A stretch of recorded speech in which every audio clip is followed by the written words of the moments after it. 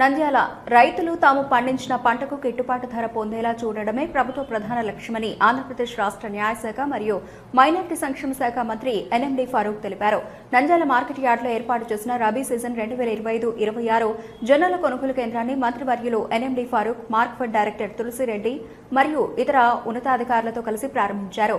ఈ సందర్భంగా తులసిరెడ్డి, మంత్రి ఫారూక్ మాట్లాడుతూ రైతు సేవా కేంద్రాల ద్వారా ప్రభుత్వం పారదర్శకంగా జొన్నల కొనుగోలు చేపడుతోందని తెలిపారు. దళారీల ప్రమేయం లేకుండా మద్దతు ధర నేరుగా రైతుల ఖాతాల్లోకి జమ అయ్యేలా చర్యలు తీసుకున్నట్లు తెలిపారు.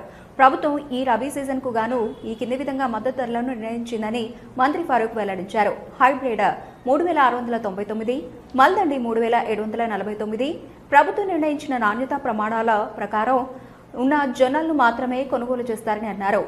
ఈ పంట నమోదు మరియు ఈ కేవైసీ పూర్తయిన రైతులు మాత్రమే ఈ సదుపాయాన్ని వినియోగించుకోవాలని తెలిపారు. పంట విక్రయించిన తర్వాత ఎఫ్టీఓ ద్వారా డబ్బులు నేరుగా రైతుల ఖాతాల్లోకి జమ చేయబడతాయన్నారు.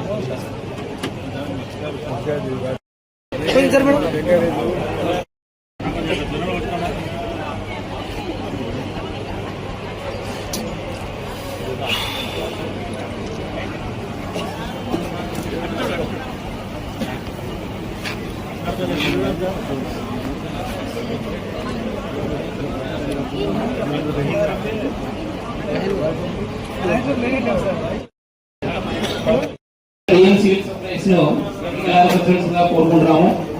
ఏడీ నంద్యాల ప్రకాష్ రెడ్డి గారిని, అదేవిధంగా ఏడీ ఆగడ శేఖర్ గారిని కోరుకుంటున్నాము. అదేవిధంగా నీటి సంఘాల చైర్మన్ భాష గారిని అదేవిధంగా కోరుకుంటున్నాము. గారిని వేదిక కోరుకుంటున్నాము.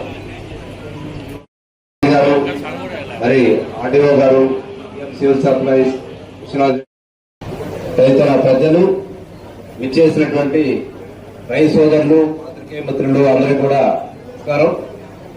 ఇది అత్యధికమైనటువంటి సాగు రాష్ట్రంలో డిస్ట్రిక్ట్ అగ్రికల్చర్ ఆఫీసర్ గారికి అయితేవి, మంత్రి గారికి అయితేవి, తులసిరెడ్డి గారు, మన